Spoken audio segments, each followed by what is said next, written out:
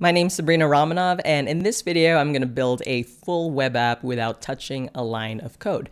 And specifically, I'm going to build a natural language interface where you can describe a visual you want to see, and then the web app creates 2D GLSL shader code that then renders the visualization on the right-hand side. I'm not going to go into a too technical explanation of what GLSL is, but you can think of a shader. They basically determine the color of a pixel given an X and Y coordinate. And it's easier to kind of visualize here. So shadertoy.com is a popular website where you can see different shaders that people have built. If you click browse in the top right corner, let's hit popular.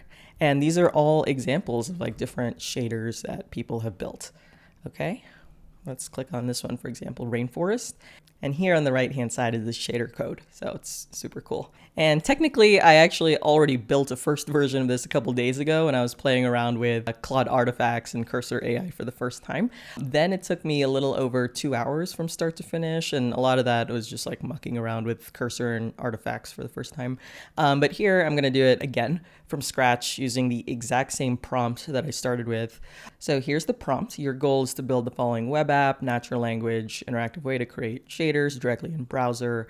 You write a simple instruction on how to update the shader, and the AI creates the corresponding vertex and fragment shaders. So the UI will be a 3-column layout. On the left is our chat session with an LLM. The middle screen is the shader GLSL code. The middle screen is the GLSL shader code, and then the right screen is the actual visualization. So here's an example of like things you can write in the chat session with the LLM, and then this will be like translated by our web app into GLSL code, and then you're going to see the visualization of that code in the right-hand side. The code should take user input and interactively, so the code should take user input, the left side, and then interactively update the shader code, which is in the middle, with suggestions, and then redraw the right screen, the visualizations. This will make, I think, a lot more sense once we have like something basic produced by AI. And then down here, I just summarized the key points. So 3-column layout, built with Next.js and raw WebGL, command-driven interface. I decided to use Claude 3.5 Sonnet to generate the shader code, blah, blah, blah, target major browsers, not focused on mobile responsiveness or anything since this is just an MVP for now. Our goal is to see, can we get a workable, functional MVP, and then we can iterate from that. And again, the larger goal here is to test how far we can go with AI-driven coding. So I'm going to use Claude to initialize the Next.js project and then use Cursor AI to drive the creation and edits to the code. But first, what I wanted to show, before we get started, what I want to show is taking this prompt and actually plugging it into an MVP calculator. So I saw this on Hacker News the other day, and I thought it would be funny to just see what are the cost estimates. So here I'm literally just copy pasting the prompt that you saw. This is the exact same prompts that we're going to give to Cursor AI to generate our code. I'm not going to put in a desired timeline since that's optional, and I want to see what it suggests. Okay. All right. Blah, blah, blah. 17 hours just to set up this stuff. Okay. And then this is the actual meat of the project, phase 2, LLM and shader integration. And then phase 3 is polishing, testing. So the total cost range is anywhere from $5K to $12K and 99 hours.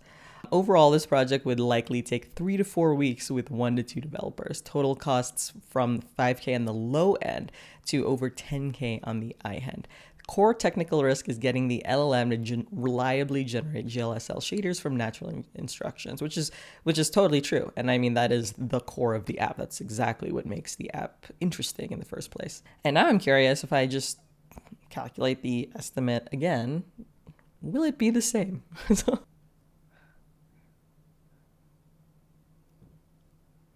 Wow, so now the total estimate, first of all, this kind of just doubled the max. Before, the total time estimate was 99 hours, I think, and now it just went up to 220. And then the cost range, the low end is similar, but then now the high end is like more than double, I think.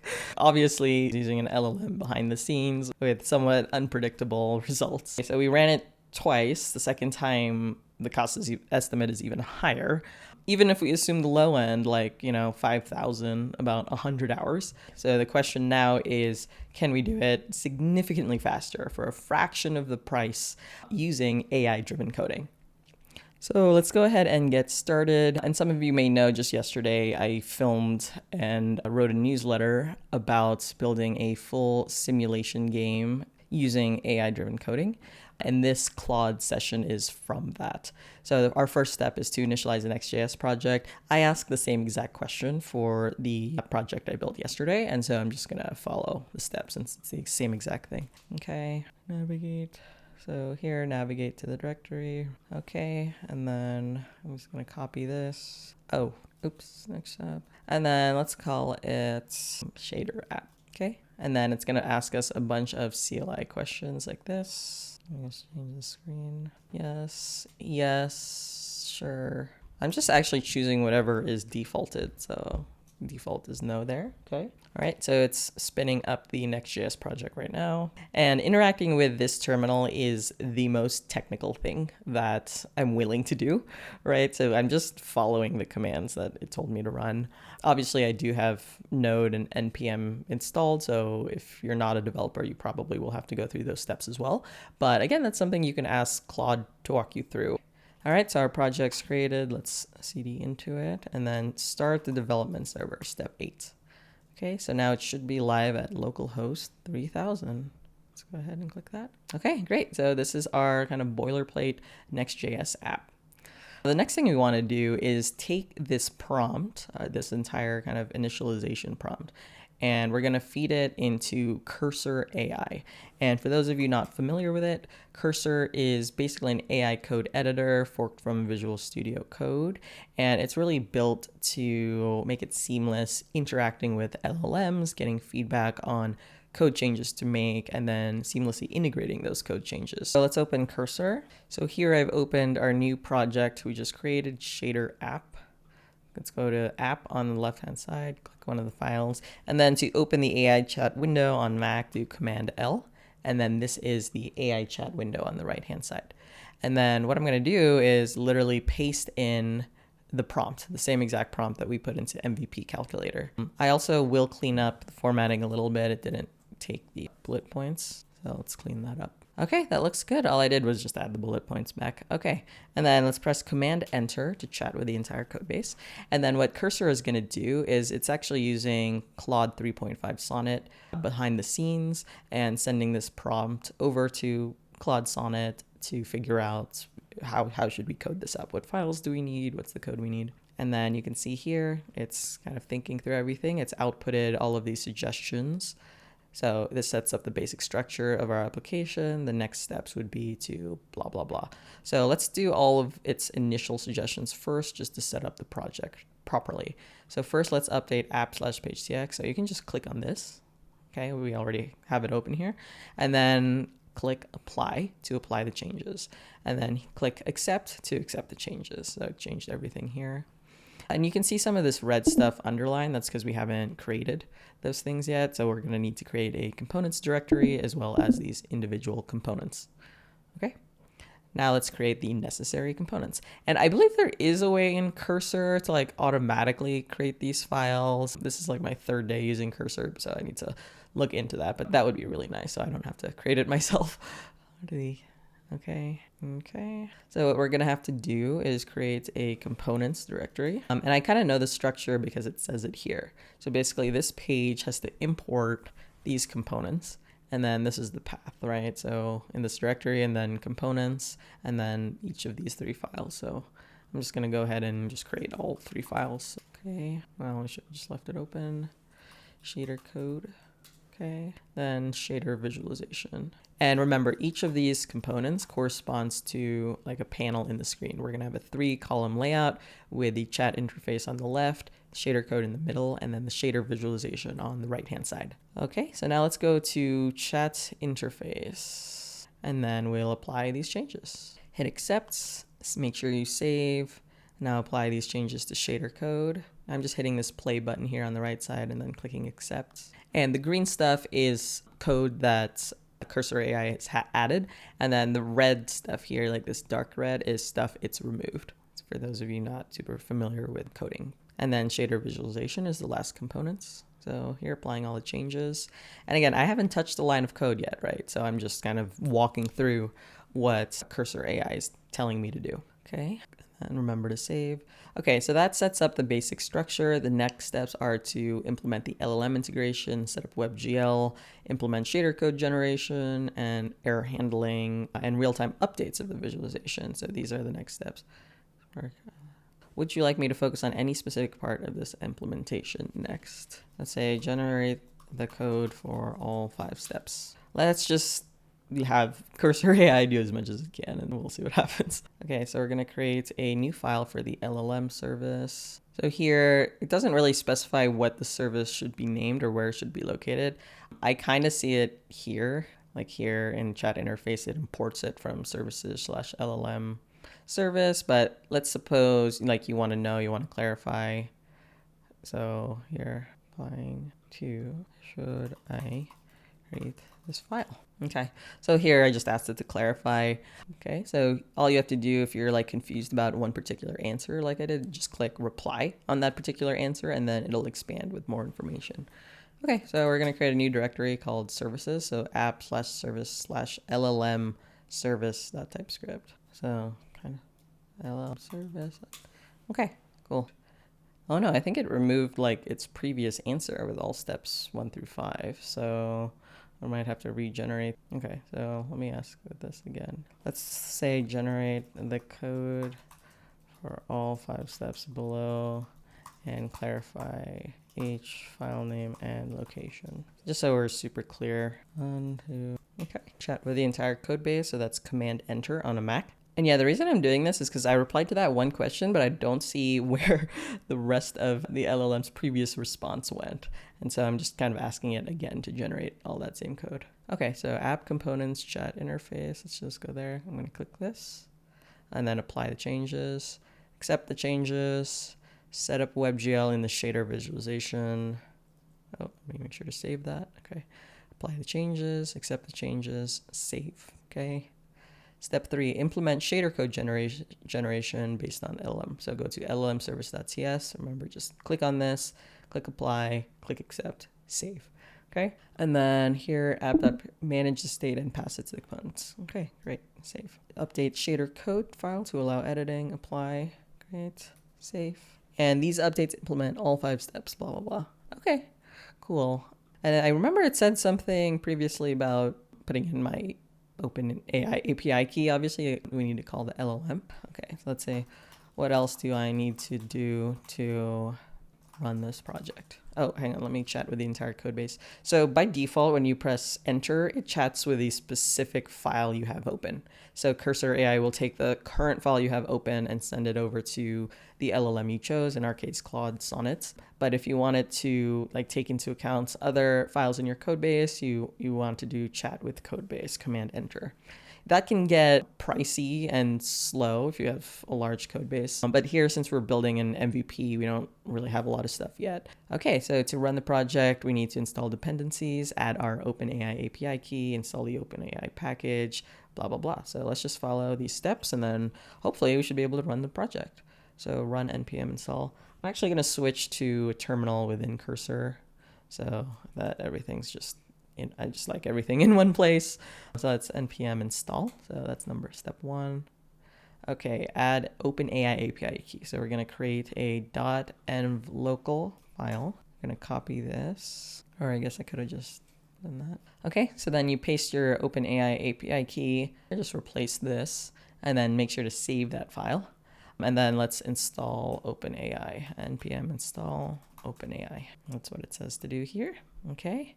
And then create the LLM service file, which we kind of did already, but yeah. So let's go here and let's apply. Okay, click accept, save, create this shader code component. I think we already have a shader code component, yeah. Okay, accept, nothing changed. We've run all the steps. Now I'm going to run the development server and then hopefully we'll see something at localhost 3000. Okay, we got our first error. All I'm going to do here is literally just copy paste this. I don't want to do a reply. I get this error.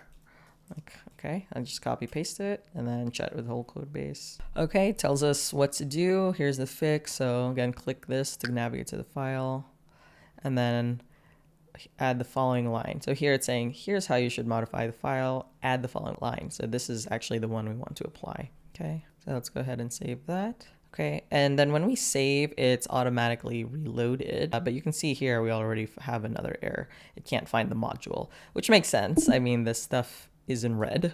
So, oh, I haven't seen this. And that's cool. So it's a fork of Visual Studio Code. So it has things like quick fix with AI. Well, let's try it. Okay. I mean, see if that worked. I don't think that worked because components is in the same directory as page. And again, I'm just really trying to not change the code here, even though I know the solution. So this is a case where, like, if you're technical, you would just change this and fix this immediately. But again, I just want to show how far can we go without having to change any code. Let's start a new chat. Okay. Yep, that sounds good. So apply this change. Okay. And notice how it's not like underlined red anymore. So that's good. Okay, so here. So it should have reloaded everything, but still we get this error. Okay, so we need to go to chat interface.t, apply this change, continue. And again, you kind of see the red underline here. That means it's an error. And now the red underline went away, which is good. Okay, let's see if there's any other error. Okay, once I save that file, it automatically reloaded, and now we get another error. And all we're doing here is just working through the errors. So let's just work through the errors until we can load our app. Okay, I think I pasted it. Okay, so modify this file. Okay, and you can see, because the files are literally red, so you can see that they have an error in them. Accept, save. And you can see this still has an error because the path is wrong. Let's see. How do I get AI to fix it? Oh, that's okay, and save. That's cool. I didn't notice that AI fix in chat feature before. Okay, looks like everything's compiled. So let's go to localhost 3000. Oh, something flashed and then disappeared in the console log. OpenAI API key environment variable. Oh, okay, so let's double check our environment variable. Okay, so I double checked my .env.local file, and I definitely have the OpenAI underscore API underscore key. So I'm just gonna ask a follow-up question here. Okay, I already did that. So for reference, so here's the OpenAI API key. Okay, it's already the same exact thing here. Maybe it's just this, restart your development server. Maybe I forgot to do that. Okay, let's go here. Same thing happened again. I saw the layout flash. So let's say I have a .local. So let's say file with my OpenAI key, but still getting the same error.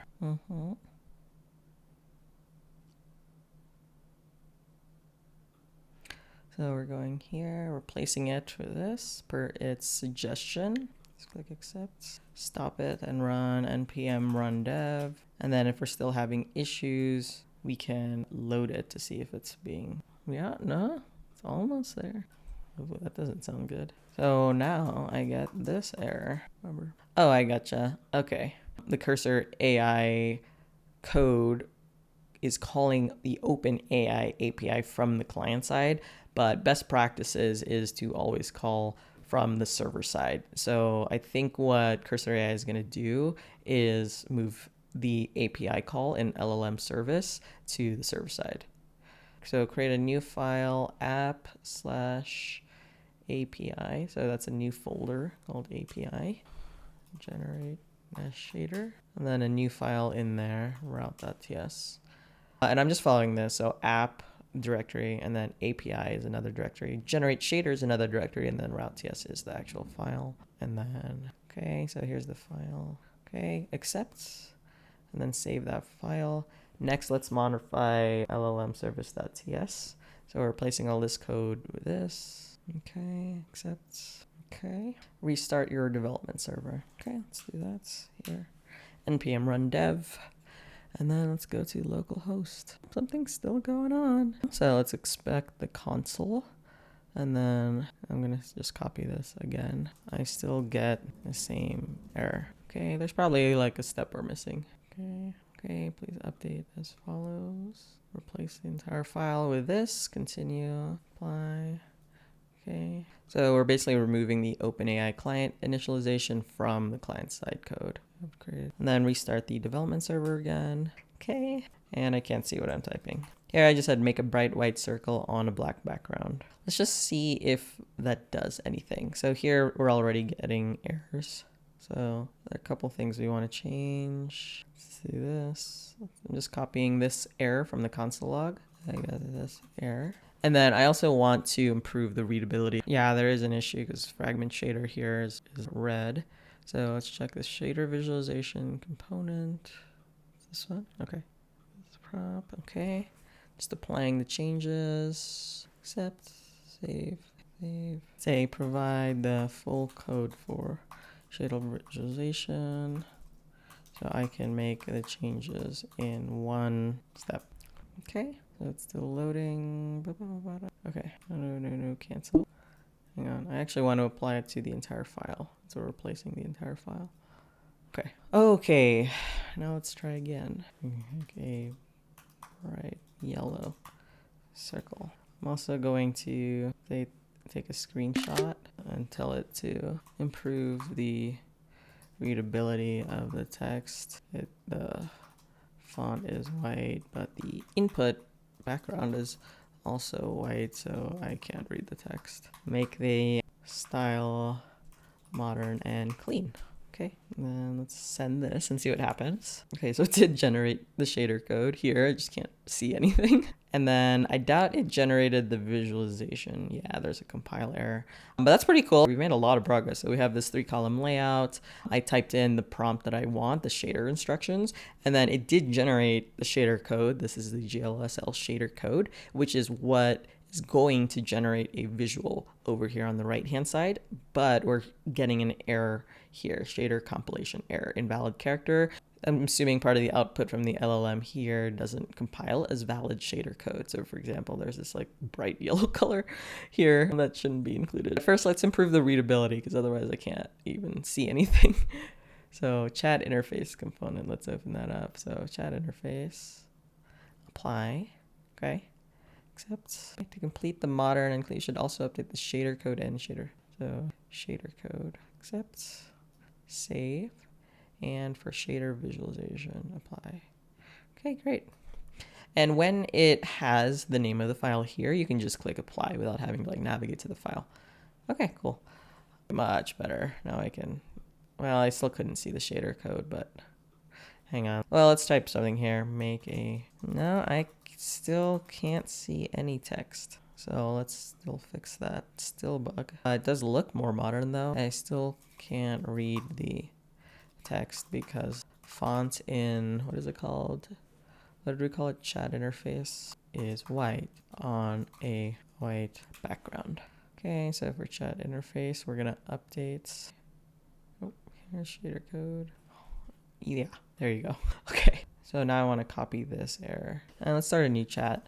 I get this error. I'll probably specify when I input into the chat interface, I want to tell it like what I was trying to do. Make a bright yellow circle. Oops, hang on, let me cancel this. I want to make sure it applies to the entire code base. Generate shader. Let's make sure this is route TS. So here it already has a file name, so I'll apply it.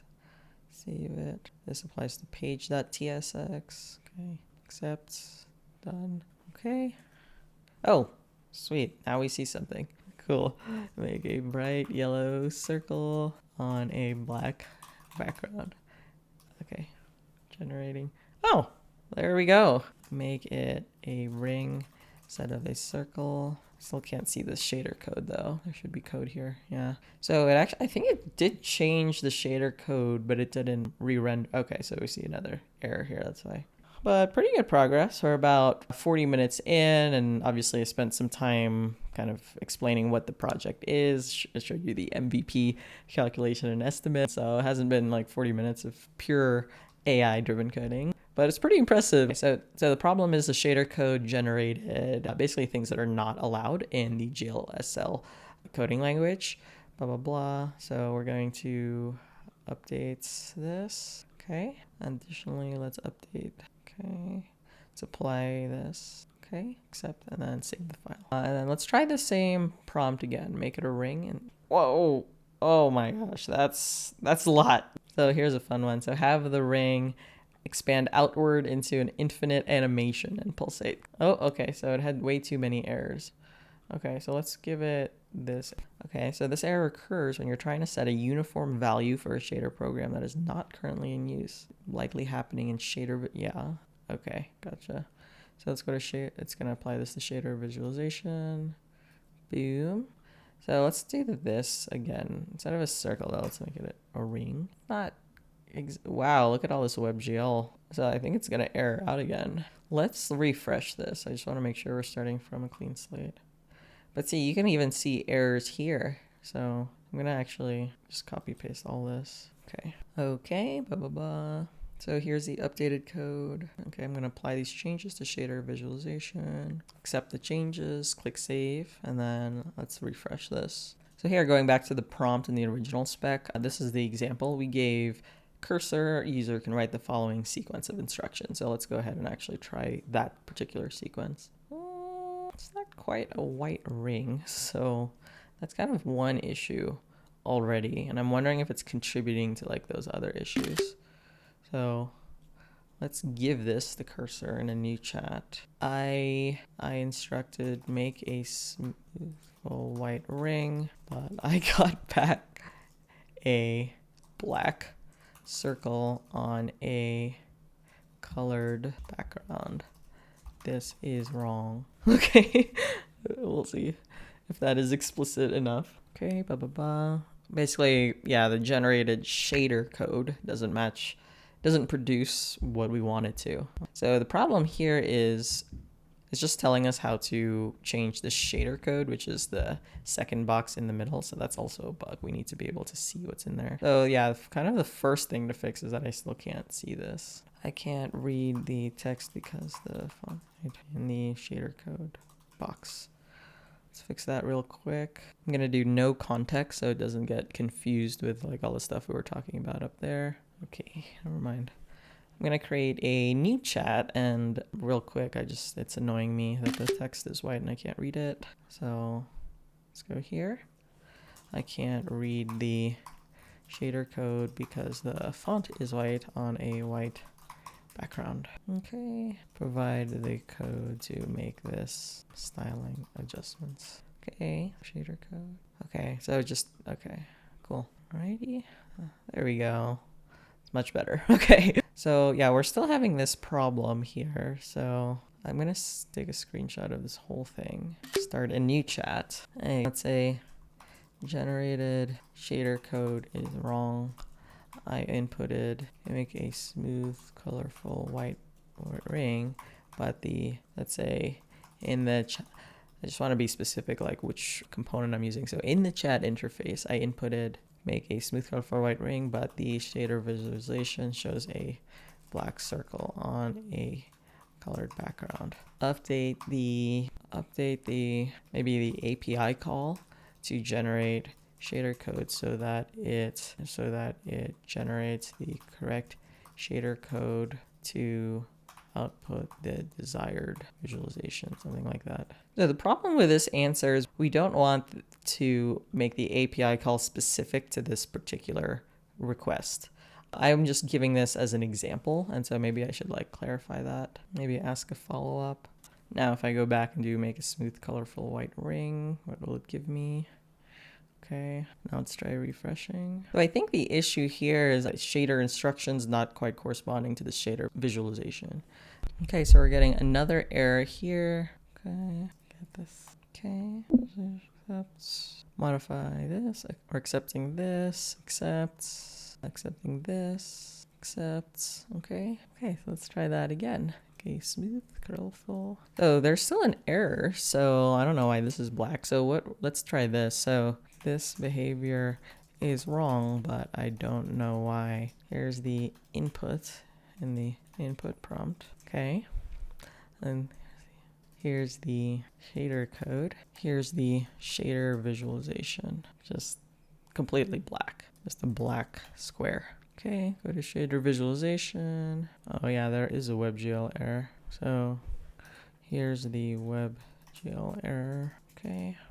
Oops. Okay, we're going to shader visualization, applying these changes. That's adding use program at the beginning of the render function. Okay, continue. Okay, add this line and modify the last line. Okay. Okay, so let's go ahead. Okay, I mean, it's better, but it's still not a ring. So, and it's pulsating. Okay, so this is an issue because this is supposed to just be the shader code, but here, since it is an LLM output, there's like a bunch of other output here as well, and that's why there's a syntax error. So let me start a new chat here. Shader code does not compile. Here's an example. Here's an example of a generated shader code. I think we need to be more specific here. Like, I really just want the stuff in GLSL. Make sure to extract only the section in the SL markdown, not the surrounding text. Output from the, here's an example of an LL output to generate the shader. Okay. And so what I'm trying to do here is like, here is the shader code, and you can see it's an LLM output. So there's like a bunch of text here, like introductory text, and then this is the actual thing we want. So like we want to extract just this part, otherwise it won't compile. Those are the errors we're getting in the console log. So let's see what cursor suggests, blah, blah, blah. Okay, apply. Yeah, so we want to extract only that. Save. Using regular expressions. Update the post function like this.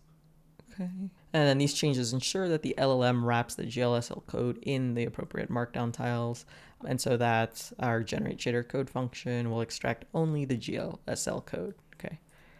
So let's try again here. I don't know why this is even populating with something. So that's also a bug. Again, not bad. It's just not a ring, you know? So it's not quite what we want. Yeah. Let's say the shader visualization does not match the chat interface instructions.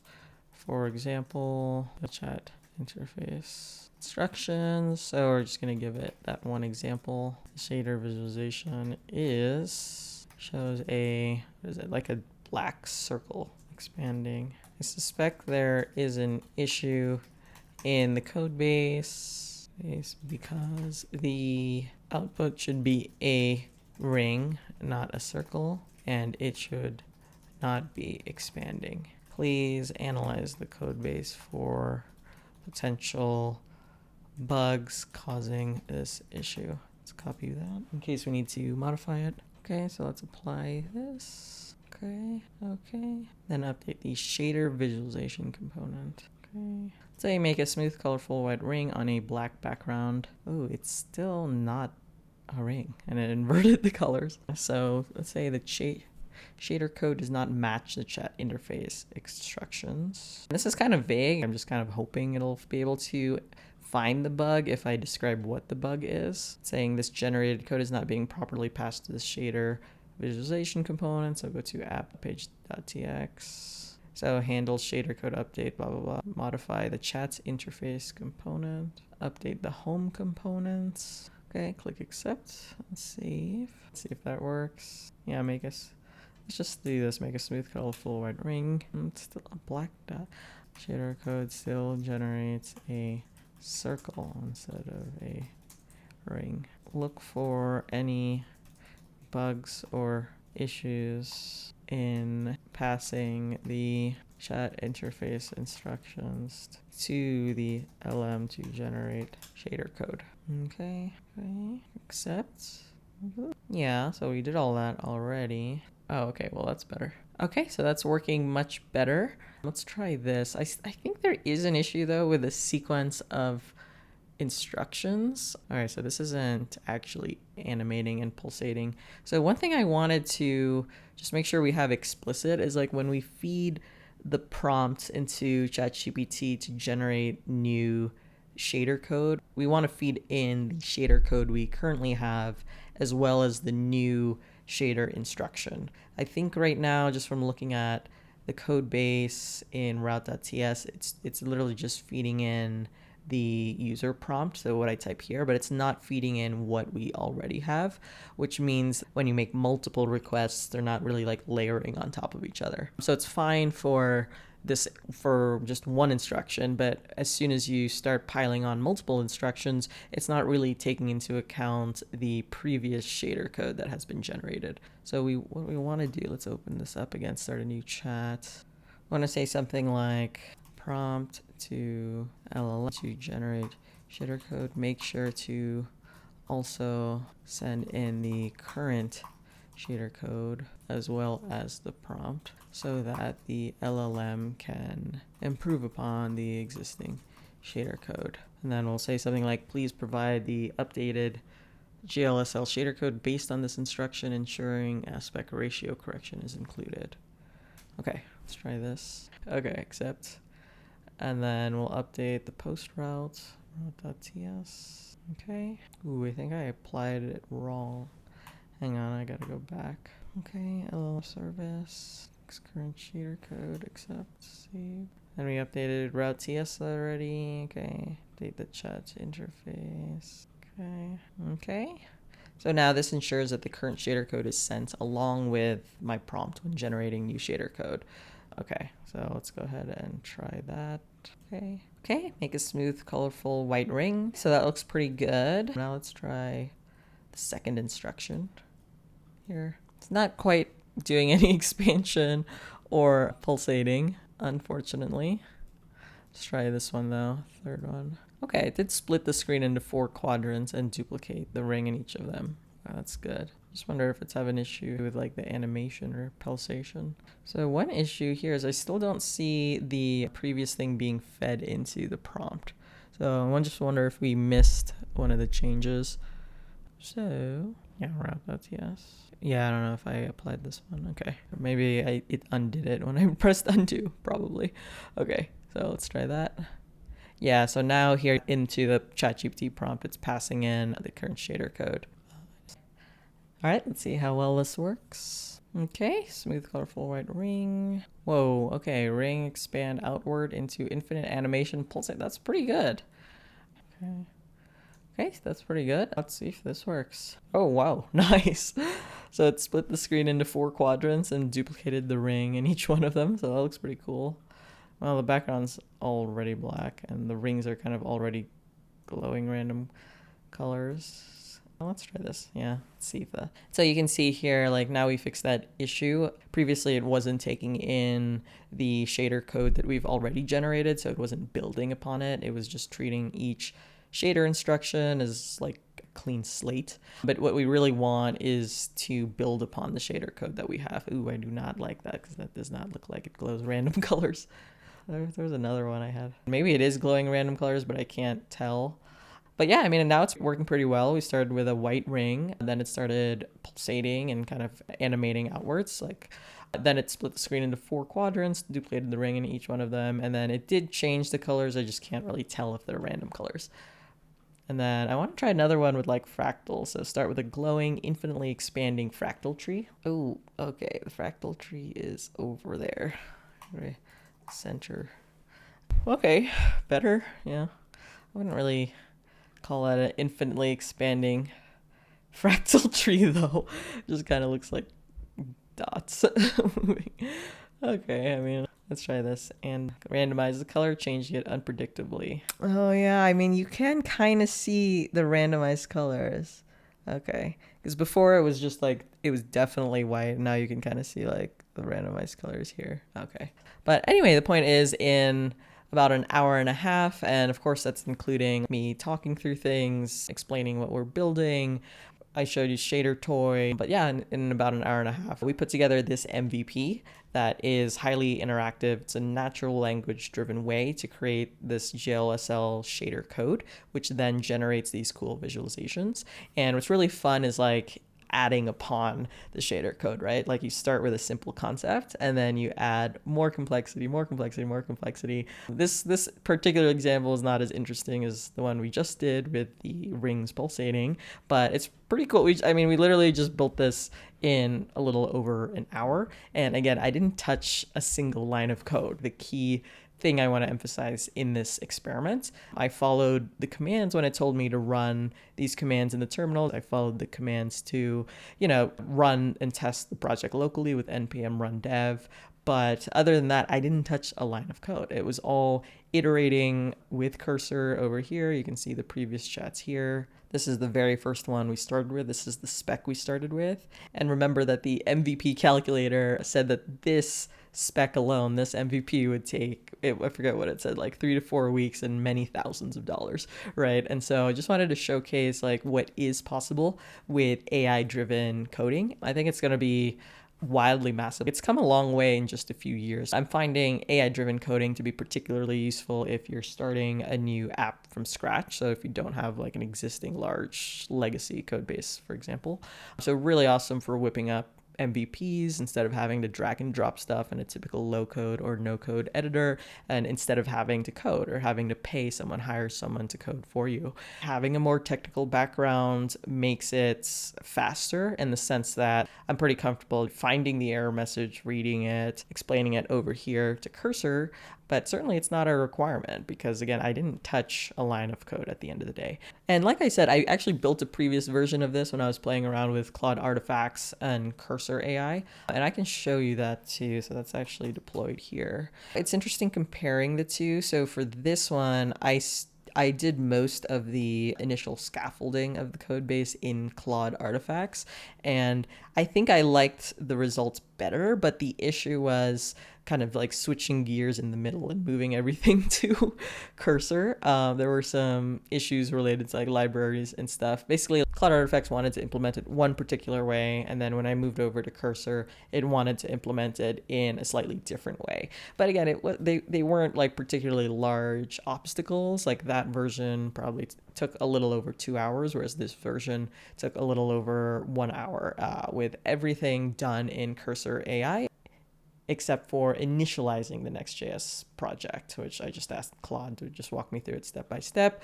But honestly, I also could have just asked Cursor. What excites me about AI-driven coding is that it takes care of so much like what I call the plumbing and scaffolding, especially with new projects, like putting everything initially together. But here, like, you just get straight to the fun part. In 1 hour, 2 hours, you lay out kind of the plumbing and scaffolding, like the vision and stuff, and then you can iterate on what makes the app fun and unique. So here, I'd probably want to focus on improving how the app is translating the shader instructions into usable shader code. But it's fun for me to focus on that part, the core of the app that makes it unique and interesting, instead of having to spend a lot of my time like setting up the app, like setting up the scaffolding, reading Stack Overflow to debug things. So I really think AI-driven coding is super, super powerful, easily 10 times better than low-code tools I've used. And I've spent a lot of time in things like Bubble, for example, which is a low-code full-stack web app builder, and this is way more fun. So I'm really excited to see how